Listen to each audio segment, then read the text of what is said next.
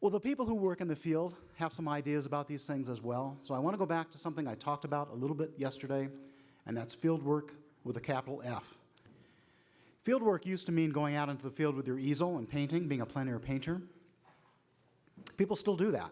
What I'm talking about is additive. It's not as if one thing has replaced another. It's layer upon layer has been added. So people still go out into the field and paint a field, as it were. They paint a mountain, they paint a tree, even an ugly tree. And then as the human footprint really began to go around the world during the age of industrialization, people began to paint and then photograph buildings, factories, subdivisions, the spread of the human footprint around the world. That was added to it. It didn't replace the earlier ways of making art, earlier ways of cataloging and picturing the world, but it added to it. And then when the footprint became so powerful, it is actually changing the way the world works. Artists also wanted to change how the world works, so they began to intervene in it. And so I don't want to say to you, I don't want to suggest that the people who picture the world and who represent our footprint on it don't also have a real world effect.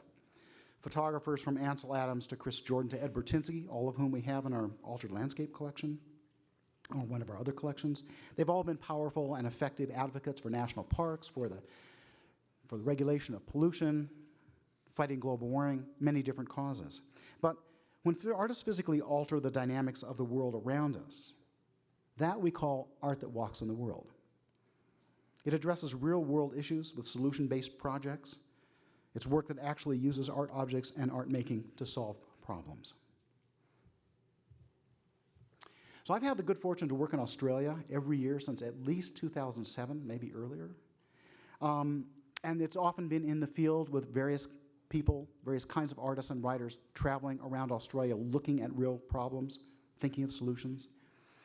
And by far and away, the most remarkable experience I've had of that kind in Australia has been with the Parakou Project at Lake Gregory and the town of Mullen. If you've been up on the third floor, you've seen the archive exhibition from that.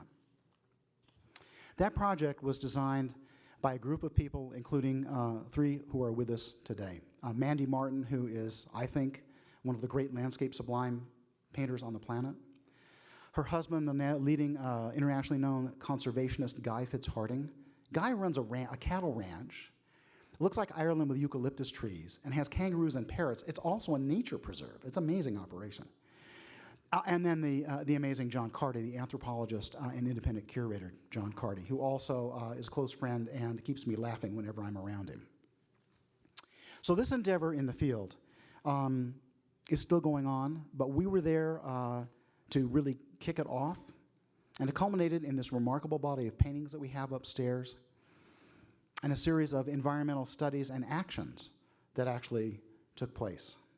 So I'm going to ask Mandy Martin to come up and talk about this, and then I'm going to have Mandy come up, then Dennis Scholl is going to come up. I'm going to talk about a new collection we're starting here, how Australia fits into that.